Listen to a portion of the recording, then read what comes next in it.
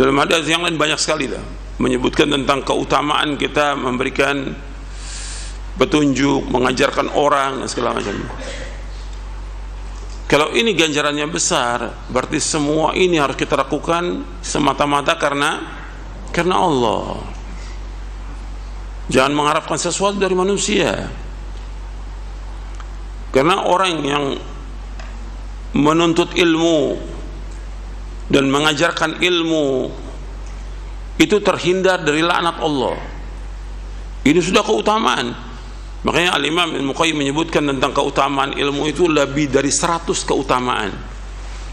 Al-Imam Ibnu Qayyim Al-Jauziyah rahimahullah rahmatan wasi'ah dalam kitabnya Miftah Daris Sa'adah menyebutkan tentang keutamaan ilmu itu, yaitu maksudnya ilmu syar'i, lebih dari 100 keutamaan.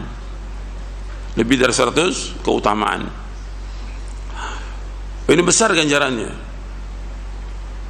Keutamaannya besar, ganjarannya juga besar. Makanya seorang muslim dia berusaha bagaimana dia terus menuntut ilmu syar'i. Dan orang yang menuntut ilmu syar'i dan mengajarkan ilmu terhindar dari laknat Allah. Karena Nabi menyebutkan dalam hadis yang sahih yang diriwayatkan oleh Imam Tirmidzi dan yang lainnya, inna dunya mal'unatun mal'unun ma fiha illa dzikrullah wa ma wala wa alimun wa muta'allim. Kata Nabi SAW bahwa dunia ini dilaknat oleh Allah kecuali orang yang berzikir kepada Allah, kecuali orang-orang yang melaksanakan apa-apa yang dicintai oleh Allah. Yang ketiga yaitu orang-orang yang mengajarkan kebaikan.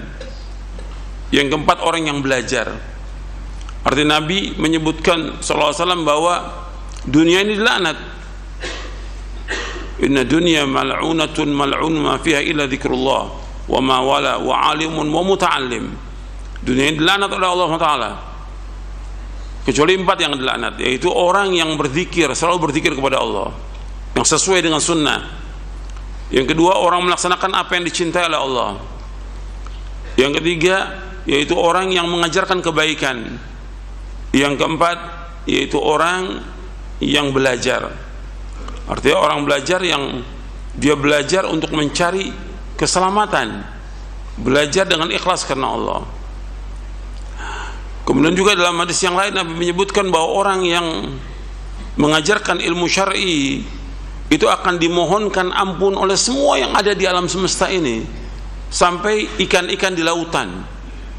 Orang yang mengajarkan ilmu syar'i itu yastaghfiru lahu kullu syai'in hatta al-hitanu fil bahr. Dimintakan ampun oleh semua yang ada di muka bumi, sampai ikan di lautan pun memohonkan ampun untuk orang yang mengajarkan kebaikan. Berarti besar ganjarannya.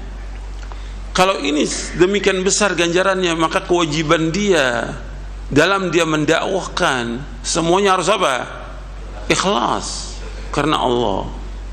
Jangan mengharapkan sesuatu dari manusia. Saya sudah sampaikan di majelis ini tentang bagaimana para anbiya war rusul alaihi wassalatu wassalam mereka berdakwah semuanya karena Allah, dan mereka enggak minta upah. Dan ayat-ayatnya sudah saya bacakan, banyak sekali ayat dalam Al-Quran yang menjelaskan tentang para nabi dan para rasul alaihi wassalatu wassalam. Mereka itu berdakwah semuanya karena Allah.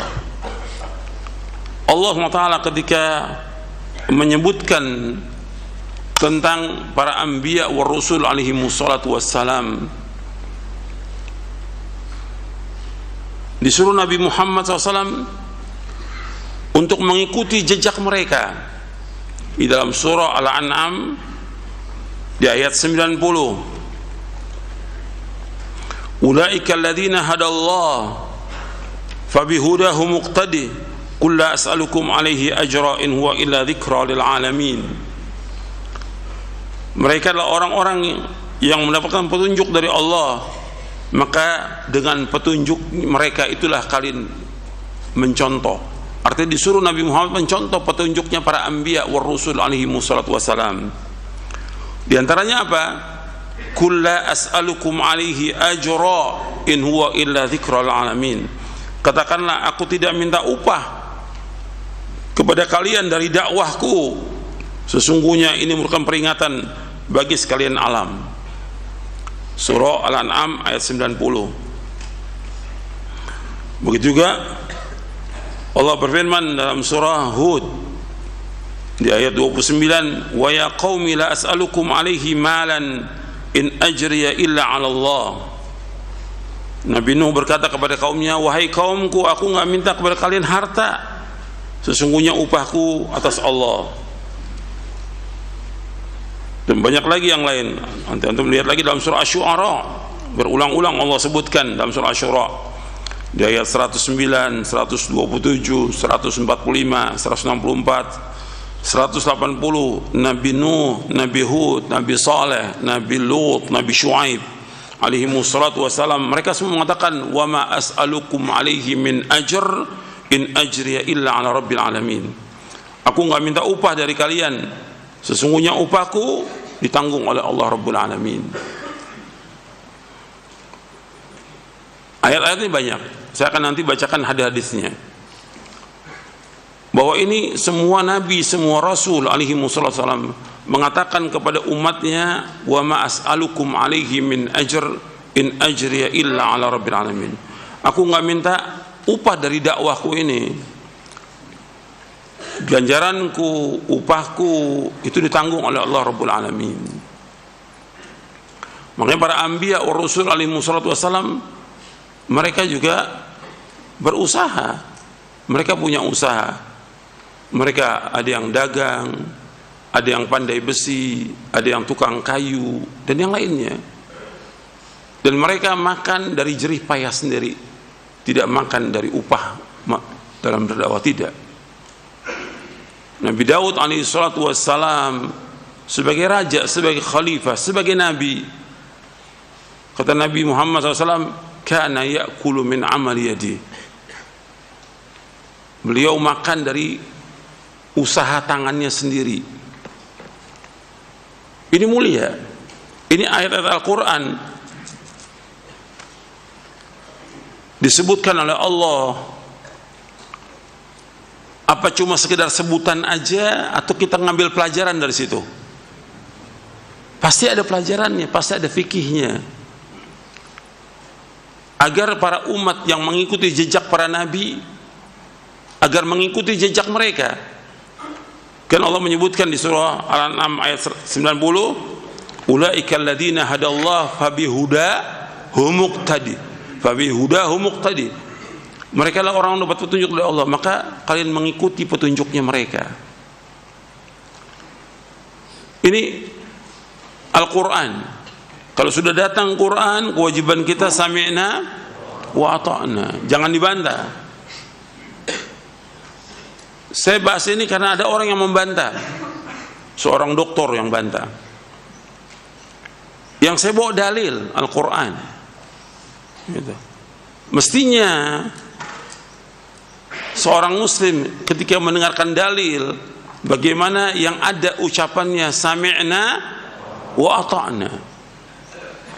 Innama kana qaulal mu'minina idza du'u ila Allah wa rasuli ayaqul sami'na wa ata'na wa ulaika humul muflihun. Dalam surah An-Nur di ayat 51 Allah menyebutkan bahwa sikap orang yang beriman itu, kalau sudah datang dalil, dia mengucapkan sami'na wa ata'na. Innama kana qaulal mu'minina idza du'u ila Allah wa rasulihi yahkuma bainahum ay yaqulu sami'na wa ata'na wa ulaika humul muflihun. Surah An-Nur surah 24 ayat 51. Innama kana qaulal mu'minin, sesungguhnya ucapan orang-orang beriman, idza du'u ila Allah wa rasulihi, apabila diajak kepada Allah Rasulnya, liyahkuma bainahum, untuk dihukumi di antara mereka, ayyaqulu sami'na wa ata'na. Ya, mereka berkata kami mendengar dan kami taat, wa ulaika al muflihun, dan mereka lah orang-orang yang sukses, orang-orang yang beruntung, orang beriman begitu.